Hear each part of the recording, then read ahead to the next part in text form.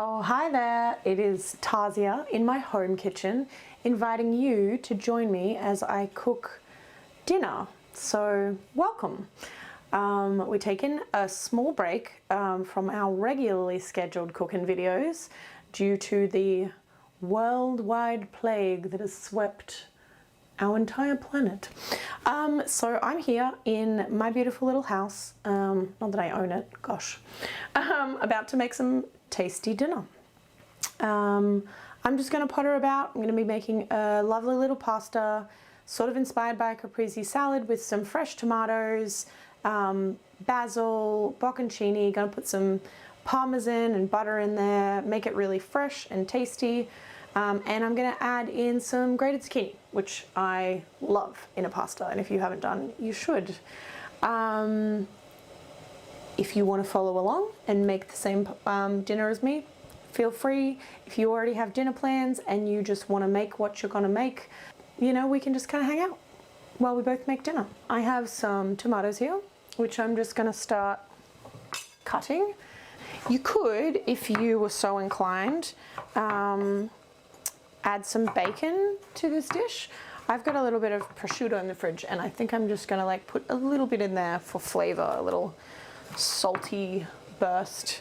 But it also is beautiful just as a vegetarian dish. So do what makes you happy. Oh yeah. I have a pot of water on, just kind of coming to a boil in the back corner of the stove, ready to cook our pasta. I cannot eat gluten, well, fructan to be specific, which is in onion, garlic and wheat, which may be the worst intolerance of all time. I have a theory that my intolerance exists essentially to make other people feel better about their allergies. You know, I'm a chef who can't eat garlic. How sad is that? Possibly the saddest thing of all time. That's some hyperbole for you. So, yes, you could absolutely start this with a little garlic. If you are one of the lucky humans in this world who can eat garlic, which is almost everyone that isn't me.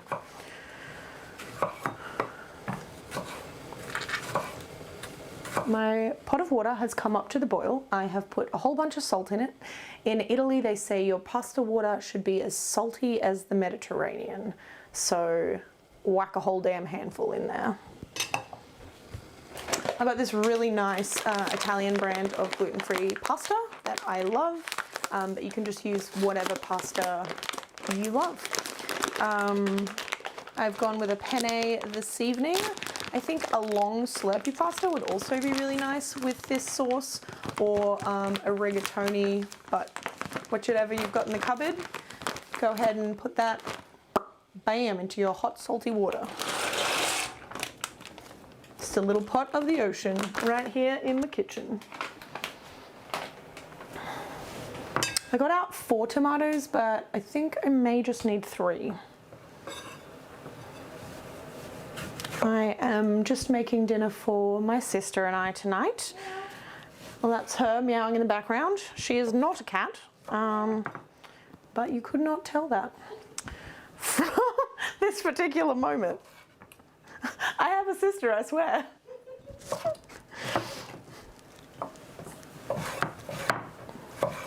I'd love to hear what you all have been up to lately. I've been finding a really nice balance of productivity and relaxation and creativity and looking after my body, which, you know, is always a good balance to be trying to find.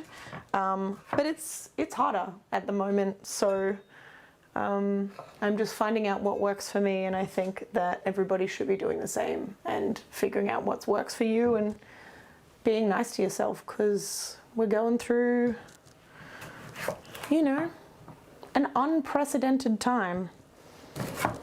One of the ways that I love to be nice to myself is cooking myself food that brings me joy, and cooking other people's food, I feel like there's something almost like therapeutic about cooking. I feel like there's a reason why humans come together to eat and why we have always bonded over food. Yeah, there's something really beautiful about it. One of the reasons that I sort of became a chef in the first place was that I love being able to bring small pockets of joy into people's day. That's something really incredible. It feels almost like a kind of magic. And you can do that too. Just gonna give my pasta a stir. Hot. All right, got my tomato diced. I am gonna pick some basil. It's gonna smell delicious. Sometimes really wish that you could send a smell over the internet. One day we'll figure that technology out, but until then I can just describe. How do you describe basil? I really hope you've smelt basil before. It's just so fresh. It smells like Italy. Like, if I was going to describe the smell of Italy, I would say that it smells like basil and garlic and olive oil, and also really old cobblestones, which is a strange smell, but like when the sun gets on the big old rocks and cobblestones, it has a certain kind of smell. Yeah, basil smells fresh and green and beautiful, and I hope you're imagining it and or smelling it in real life right now. Oh, damn. It's a little bit wilty, but a nice thing about making basil into a pasta, it doesn't matter if it's a little bit wilty, it's gonna get wilty in your pasta. Anyway, I said this was inspired by a caprese, which is a salad normally. So normally a caprese salad is slices of beautiful tomato layered with slices of bocconcini, topped with little bits of basil, vinegar and olive oil, fresh pepper, little salt. It's beautiful. So I'm just kind of taking those flavors and textures and adding them to a pasta. I got some butter. I would normally actually start this with a little olive oil, but unfortunately I broke my olive oil yesterday. So necessity is the mother of invention, as they say.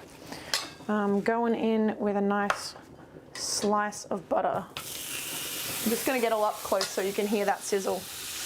Oh, what a sizzle. All right, so that's getting all foamy, beautiful, a little bit of color on there, almost nutty, and we're gonna drop our tomatoes hot into there.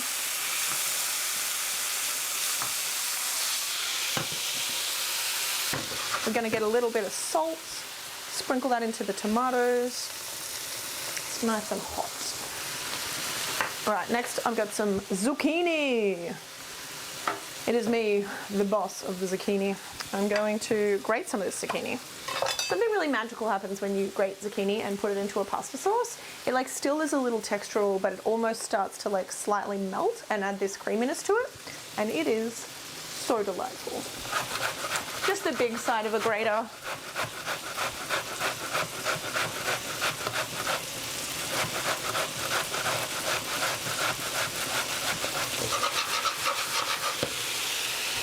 All right. Those tomatoes are starting to soften just a little, sizzling away in their buttery bath. And we're going to bam in this grated zucchini. Bam! If you don't say bam when you put it in, the flavor will be good, but not as good. So very important to yell bam as you throw vegetables into a pan. Top tip.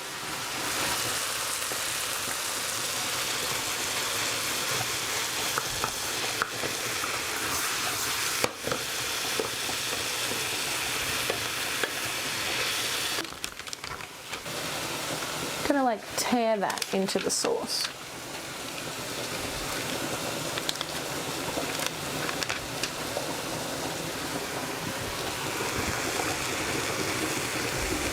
Alright, I don't know if you can see that now, but it's sort of starting to thicken down and creamy up. We're just gonna take a little bit of the pasta water and drop that in there. maybe like a quarter cup.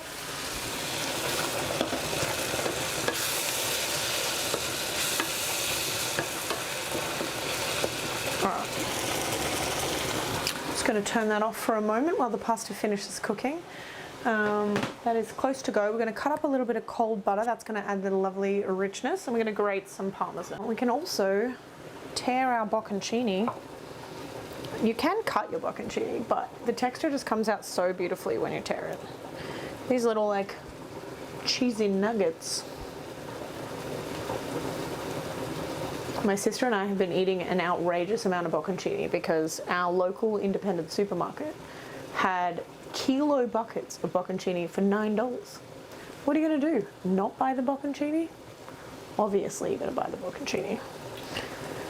It's going to be a very sad day when our bocconcini runs out. Very sad day indeed. How do we go back to the time before? The bocconcini-less life. I may have bought 2 buckets. We may have finished 1 bucket already. We'll be starting on our second 1 kilo bucket of bocconcini. Oof. It's cheese life. Did I mention cheese life? This is the correct amount of Parmesan. It's just, you know, maybe we could go some more Parmesan, I don't know.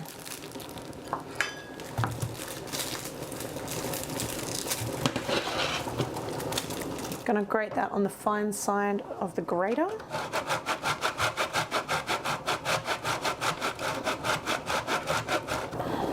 When you get down to the base of something and you're grating it, a really cool tip that you may or may not know is if you flatten out your hand, you can basically use your hand right up onto the grater and it won't grate it. If it's curved, it's more likely to get caught, but if you really flat your hand out, safe. Going in for a pasta test. So you want to cook your pasta for however many minutes it says on the packet. This is a 9-minute cook. So just going in for a test. A little too chewy still.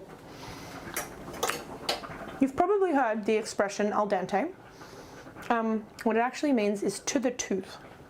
So you want it to be cooked, you don't want that chalkiness, but you still want a little texture to be able to feel it on your tooth. All right, I'm gonna tear this basil. You're going to get a much nicer flavour out of your basil if you tear it rather than cut it.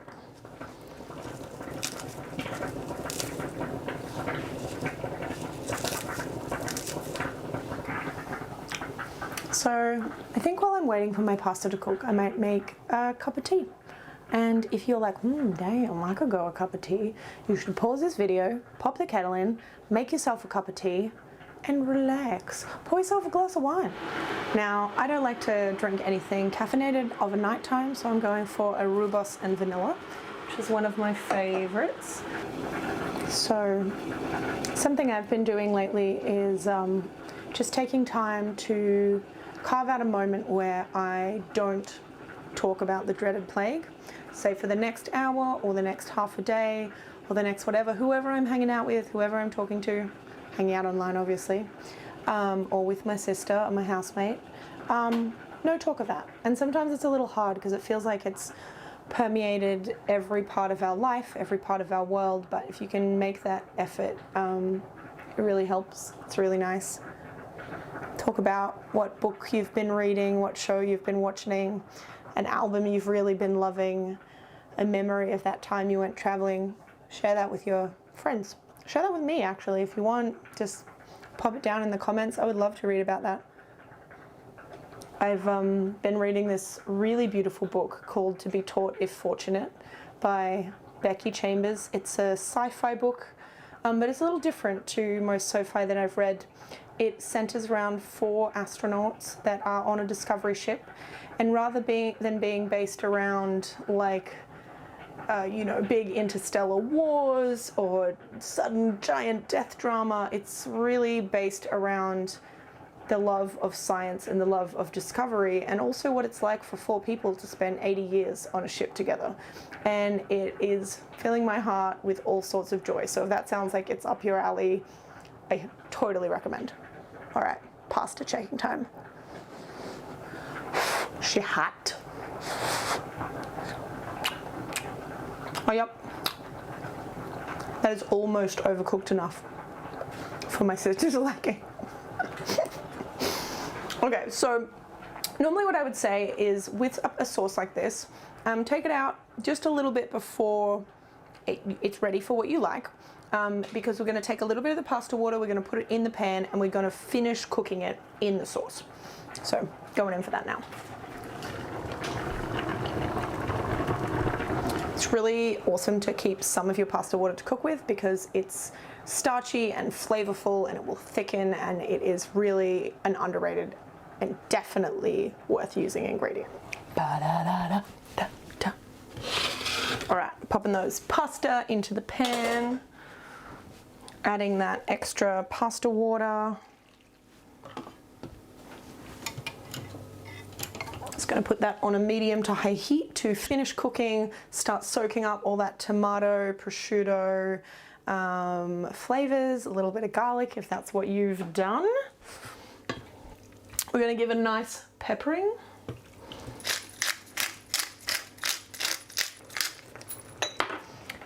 Now I love me a little bit of spice, so I'm just going to throw in a few sprinkles of chili flakes. Et voila.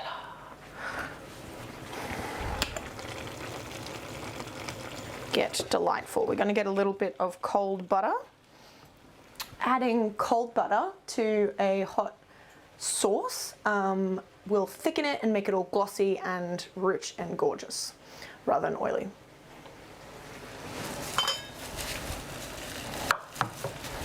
Probably going in with maybe like 50 grams of butter, something around there.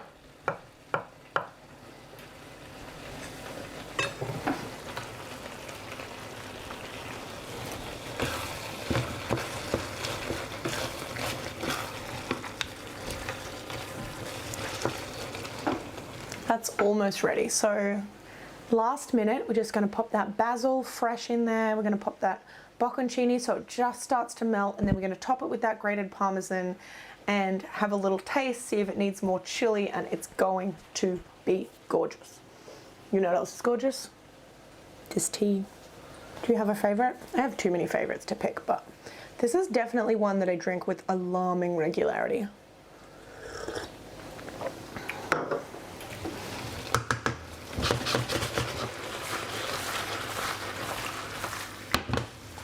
All right, we're going in with our basil, going in with our bocconcini, going in with some of our Parmesan,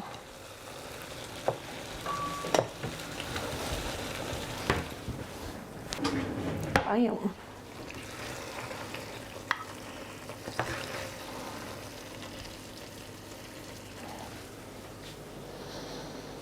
Ooh, this really smells so amazing. The first thing you can smell is just that sharp richness of the Parmesan. You know, Parmesan has been made for just a really long time. Like, I can't remember how long, but hundreds of years, perhaps even sneaking up on thousands. And it's just an incredible gift to us all. Oh my gosh. That is fresh, that is tomatoey and basil-y and cheesy, and yes, I'm missing the garlic just a tiny bit, but it's so damn tasty that I almost don't mind. Thanks for joining me, and I will see you at the table.